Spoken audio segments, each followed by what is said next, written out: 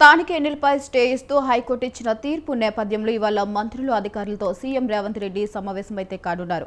ఇక హైకోర్టు ఉత్తర్వులపై సుప్రీంకోర్టుకు వెళ్లాలా, ఆర్డినెన్స్ ఆమోదానికి ప్రయత్నం చేయాలా అనే దానిపై చర్చించనున్నారు. ఇక ప్రస్తుతం కోర్టు తీర్పును తెలంగాణ ప్రభుత్వం అధ్యయనం చేస్తుంది. ఎన్నికలు నిర్వహించుకుంటే ఎదురయ్యే సమస్యలపైన ఈ సమావేశంలో అయితే చర్చించనున్నారు. ఇక ఇదే అంశంపై మరింత సమాచారం మా ఇన్పుట్ ఎడిటర్ రాజమౌళి ఫోన్ ద్వారా అందిస్తారు. రాజమౌళి, చెప్పండి. వైశాలి, తెలంగాణ రాష్ట్రంలో ఎప్పుడెప్పుడు అని ఎదురు చూస్తున్నటువంటి స్థానిక సంస్థల ఎలక్షన్స్ రానే వచ్చాయి. దీనికి నోటిఫికేషన్ కూడా విడుదల చేశారు. దీని నేపథ్యంలోనే నిన్న ఏదైతే కొంతమంది అభ్యర్థులు నామినేషన్ పత్రాలు కూడా దాఖలు చేశారు. ఈ నేపథ్యంలో అన్ని జిల్లాలకు ఫస్ట్ విడతలో అన్ని జిల్లాలకు తెలంగాణ రాష్ట్రంలో ఉన్నటువంటి కలెక్టర్లు సిద్ధం చేశారు. ఈ నేపథ్యంలో ఒక్కసారిగా హైకోర్టు ఇచ్చినటువంటి స్టే నేపథ్యంతో ఒక్కసారిగా ఎలక్షన్ ఎక్కడెక్కడ ఆగిపోయింది. ఈ నేపథ్యంలో భారీగా ఖర్చు కూడా చేసుకున్నారు అభ్యర్థులు. ఈ నేపథ్యంలో తెలంగాణ ప్రభుత్వం ఏదైతే ముందస్తు చర్యలో భాగంగా హైకోర్టు ఇచ్చిన స్టే నేపథ్యంలోనే హైకోర్టు నుండి సుప్రీంకోర్టుకు వెళ్లాలా, లేదు అంటే హైకోర్టు ఇచ్చిన స్టేను ఏ రకంగా ఎదుర్కోవాలి, ముందస్తు ఎలక్షన్లకు సమాచారం ఉన్న నేపథ్యంలోనే తెలంగాణలో ప్రతిష్టాత్మకంగా నిలబట్టున్నటువంటి ఎలక్షన్లు గత 22 నెలలుగా ఇక్కడ తెలంగాణలో గ్రామ పంచాయతీల్లో పారిశుద్ధ్యం కుంటబడ్డ నేపథ్యంలోనే ఎలా పోవాలనే మదనతోటి తెలంగాణ ప్రభుత్వం సీఎం రేవంత్ రెడ్డి అధ్యక్షతన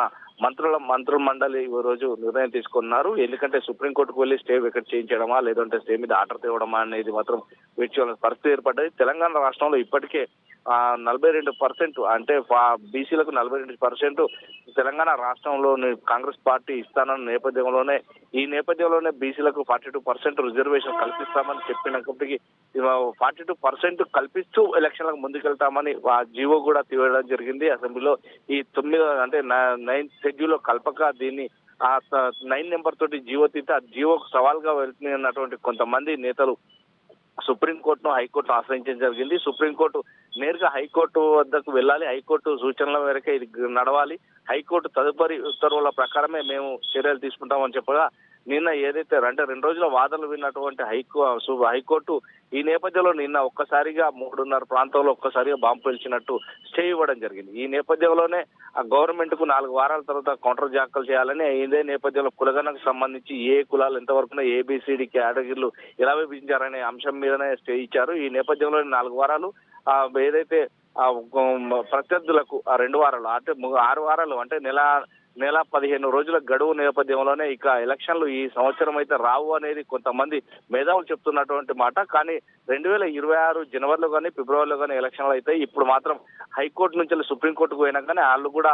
ఇదే కాలయాపన చేస్తారు కాబట్టి ఇప్పుడైతే డిసెంబర్ లాస్ట్ వరకు కూడా ఎలక్షన్స్ కావు అనే నేపథ్యంలోనే తెలంగాణ ప్రభుత్వం ఎలా ముందుకు వెళ్ళాలి, ఎలాంటి నిర్ణయాలు తీసుకోవాలి, బలోపేతమైన నిర్ణయాలు ఎలా తీసుకోవాలి అనేది కొంతమంది సీనియర్లతో పాటు ఇటు ప్రతి ఒక్కరిని కూడా పిలిచి అధికారులతో పాటు మంత్రులను పిలిచి మాట్లాడడానికి ఈ రోజు ముఖ్యంగా ఉన్నట్టుగా తెలుస్తుంది. తెలంగాణ సీఎం రేవంత్ రెడ్డి ఎప్పటి నుండో 42% రాహుల్ గాంధీ ఇచ్చినటువంటి మాట ప్రకారం 42% బీసీలకు రిజర్వేషన్ కల్పించాలి అని చెప్తే తెలంగాణ రాష్ట్రంలో ఇప్పటికీ కులగణన సర్వే నిర్వహించిన నేపథ్యంలో 50.76% ఉన్నప్పటికీ మాత్రం 42% మాత్రం రిజర్వేషన్ కల్పిస్తామని హైకోర్టు సూచించినప్పటికీ కులగణనలో భాగంగా ఏ కేటగిరీలకు ఎంత ఉన్నది అనేది మాత్రం ఇప్పటి వరకు వెసులుబాటు మీరు చూపెట్టలేదు. దీనికి సమాధానం చెప్పాలంటూ కూడా హైకోర్టు ప్రశ్నించింది. ఈ నేపథ్యంలో కులగణన సర్వేలో ఏ కులాలకు ఎంత పర్సెంటేజ్ ఉంది, ప్రతి ఏబిసిడి వర్గీకరణ చేయాలి కదా కులగణనలో అంటూ కూడా మొట్టికాయలు వేసిన సందర్భాలను ఈ నేపథ్యంలోనే ఒక్కసారిగా తెలంగాణ సీఎం రేవంత్ రెడ్డి నిన్న హుటాహుటిన కొంతమందితో మీటింగ్ ఏర్పాటు చేసి మాట్లాడిన నేపథ్యంలోనే ఈ రోజు కూడా మంత్రి మండలితో పాటు కొంతమందిని పిలిచి మేధావులను అలాగే సీనియర్ వ్యక్తులను పిలిచి మాట్లాడతారు అనేది మాత్రం తెలుస్తుంది. విషయాలు రాజమౌళి, ఇక్కడ చూసుకున్నట్లయితే మంత్రులు మరియు అధికారుల సమావేశం అనంతరం సుప్రీంకోర్టును ఆశ్రయించే అవకాశం ఉందంటారా? దానికి మాత్రం ఎందుకంటే లేకపోలేదు, మొత్తం మీద సుప్రీంకోర్టును ఆశ్రయిస్తారని మాత్రం సమాన వర్గాలతో పాటు బీసీ నేతలు కావచ్చు, లేదంటే రాజకీయవేత్తలు కావచ్చు, అందరూ కూడా చర్చించుకున్నమాట. ఎందుకంటే ఇక వేరే రూట్ లేదు. ఎందుకంటే తెలంగాణ ప్రభుత్వానికి కావచ్చు, కాంగ్రెస్ పార్టీకి కావచ్చు ఈ వేరే రూట్ లేదు. ఎందుకంటే బీసీలకు ఇచ్చినమ్మా 42% నిలబెట్టుకోవాలంటే ఖచ్చితంగా వెళ్ళాలి.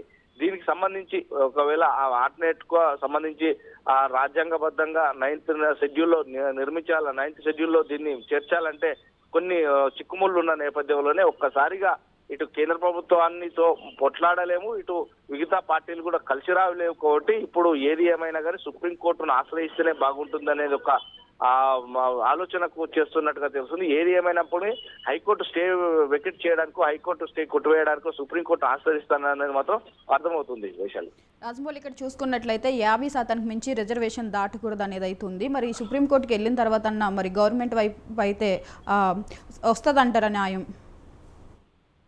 తెలంగాణ రాష్ట్రంలో ఇప్పటికే 57.6% జనాభా ఉంది బీసీలలో. ఇప్పటికీ కలుపుకుంటే అది 57 దాటిపోతుంది. ఈ నేపథ్యంలో కులగణన సర్వేగా 57.7%, 57.6% కులగణలో బీసీల కేటగిరీ ఉన్న నేపథ్యంలోనే మేము 42% వరకు ఇస్తున్నాం. దీంట్లో కొంతమంది ఏదైతే ముస్లిం ఇతర నేతలు ఉన్నారో దానిలో బీసీ కేటగిరీ చెందిన వాళ్ళు, ఎందుకంటే బడుగు బలహీన వర్గాలకు చెందిన వాళ్ళు కాబట్టి వీళ్ళు అంతా క్యాస్ట్ బిలో క్యాస్ట్ వాళ్ళు కాబట్టి దానిలో బీసీలో చర్చ జరిగింది. ఇదంతా కూడా చూస్తే 48% వరకే వస్తుంది. 52% 50% దాటట్లేదు అనేది ఒకనైతే ఇప్పటికే సుప్రీంకోర్టు ఆర్డర్ కూడా వేయడం జరిగింది. ఎందుకంటే 50 అనగానే కులాలు కావచ్చు, వేరే ఎవరికైనా కానీ మొత్తం మీద బీసీ కేటగిరీలో 50% దాటకూడదు అనేది ఒక గైడ్ లైన్స్ మాత్రం ఉంది. ఆ గైడ్ లైన్స్ ను ఇప్పుడు తెలంగాణ ప్రభుత్వం ఎలా ముందుకు వెళ్ళబోతుంది? ఆ గైడ్ లైన్స్ దాడతారా, లేకుంటే సుప్రీంకోర్టు ఆశ్రయించి హైకోర్టు స్టేను వికెట్ చేపేస్తారా, లేదంటే హైకోర్టు మీద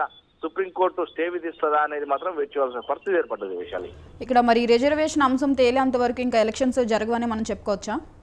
100%. ఎందుకంటే ఇప్పటి వరకైతే 42% రిజర్వేషన్ కు తెలంగాణ ప్రభుత్వం కావచ్చు, కాంగ్రెస్ పార్టీ కావచ్చు ముందంజలో ఉంది అని చెప్పినా కొంత చెప్పగానే చెప్తున్నారు. ఏదైతే ఇటు బీఆర్ఎస్ వాళ్ళు కావచ్చు, అటు బీజేపీ వాళ్ళు వచ్చు, రెడ్డి సామాజిక వర్గాన్ని, రావు సామాజిక వర్గాన్ని, అంటే మొత్తం మీద ఓసీలు మాత్రమే వెళ్లి కోర్టులో అప్పీల్ దాఖలు చేస్తున్నారు, బీసీలకు అన్యాయం చేస్తున్నారు అనేది మాత్రం ఒకటి బయటికి వస్తుంది. ఈ నేపథ్యంలో ఇటు కాంగ్రెస్ పార్టీ చేస్తుంది ఇదంతా కూడా తప్పుడు తడకలుగా వర్ణిస్తుంది అనేది మాత్రం ఇటు బీజేపీ కావచ్చు, బీఆర్ఎస్ కావచ్చు చెప్తున్నారు. కానీ ఎవరు ఎందుకు వచ్చినా బీసీలకు మేము పెద్దపీట వేస్తాం, బీసీల పట్ల మేము సానుకూలంగా ఉంటాం.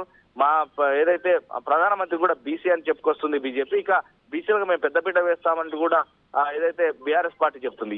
ఎవరు ఏం చెప్పినా కానీ బీసీలకు మాత్రం అన్యాయం చేస్తున్నది ఎవరు అనేది మాత్రం ప్రజలు గమనిస్తున్నట్టుగా తెలుస్తుంది. ఈ నేపథ్యంలోనే బీసీలకు మాత్రం మొండి చేయి చూపెట్టినట్టుగానే ఈ పార్టీలన్నీ కూడా కలిసి మొండి చేయి చూపెట్టగానే అర్థం చేసుకోవాల్సిన పరిస్థితి ఏర్పడినట్టుగా మనకు తెలుస్తుంది. Vaishali, right, thank you Rajamouli, thanks for the updates.